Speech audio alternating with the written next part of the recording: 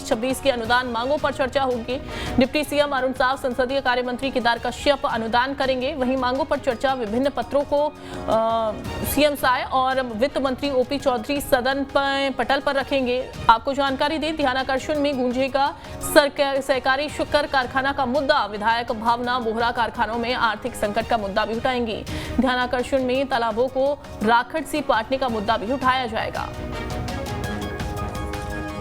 अंकुश हमारे साथ जुड़ गए हैं। अंकुश, अब क्या जानकारी है, क्या कार्यवाही फिलहाल शुरू हो चुकी है सदन की, और आज की कार्यवाही कितनी अहम रहेगी?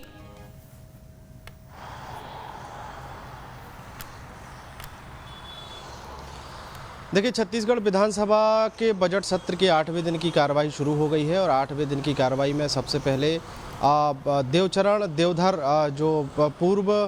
विधायक रहे हैं उनके निधन का उल्लेख हुआ है और निधन के उल्लेख के बाद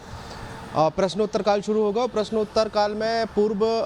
माफ़ कीजिएगा उप मुख्यमंत्री अरुण साव के विभागों से जुड़े हुए सवाल लगे हुए हैं और अरुण साव के विभागों से जुड़े हुए सवालों के दौरान कहीं ना कहीं हंगामा होने के आसार यहाँ पर बताए जा रहे हैं। लोक निर्माण विभाग और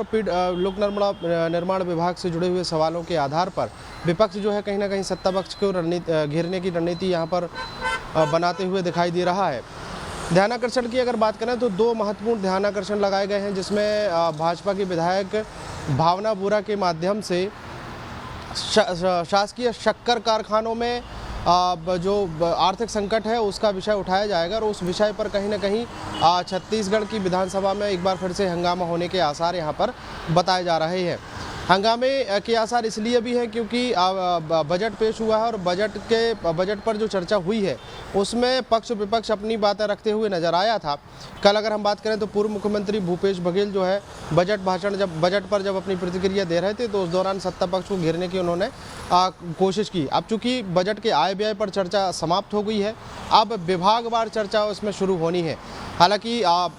काफ़ी लंबा समय लगेगा विभागवार चर्चा को लेकर और अब धीरे धीरे निकल कर सामने आ रहा है कि बजट में कौन कौन से विभागों को लिए कितना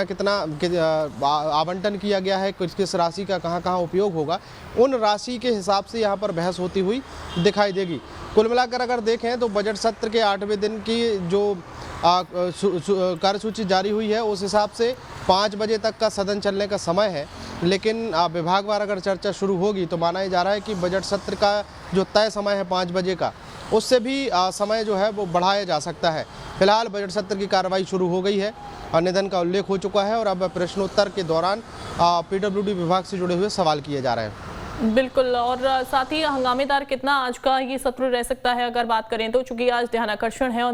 ध्यानाकर्षण में सहकारी शक्कर कारखाने का मुद्दा गूंजने वाला है। इसके अलावा और भी तमाम मुद्दे आज यहाँ पर सदन में उठाए जाएंगे।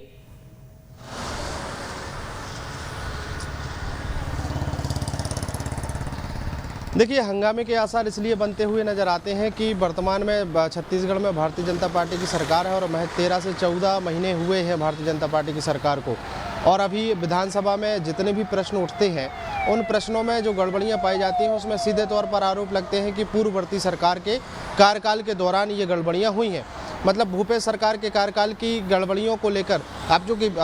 मामले तो सत्ता पक्ष के ही विधायक उठाते हैं, आरोप लगते हैं पूर्व सरकार पर, तो अब पूर्व सरकार के जो विधायक हैं या मंत्री हैं या फिर पूर्व मंत्री भूपेश बघेल हैं, उनके माध्यम से यही जवाब दिया जाता है कि उनकी सरकार के कार्यकाल में जो हुआ सो हुआ, लेकिन अब 15 महीने से आपकी सरकार है तो आप क्या कर रहे हैं। इन विषयों पर कहीं ना कहीं नोकझोंक देखने को मिलती है, गर्म बहस देखने को मिलती है और ऐसे कई विषय हैं जो जनता से जुड़े हुए हैं, जिनमें स्थानीय स्तर पर लोगों को अगर परेशानी होती है और अगर ऐसे सवाल या ऐसी बातें विधानसभा में उठती हैं तो उस पर हंगामा होने के आसार जो है वो बने रहते हैं और आज भी कुछ इसी तरीके के आसार दिखाई दे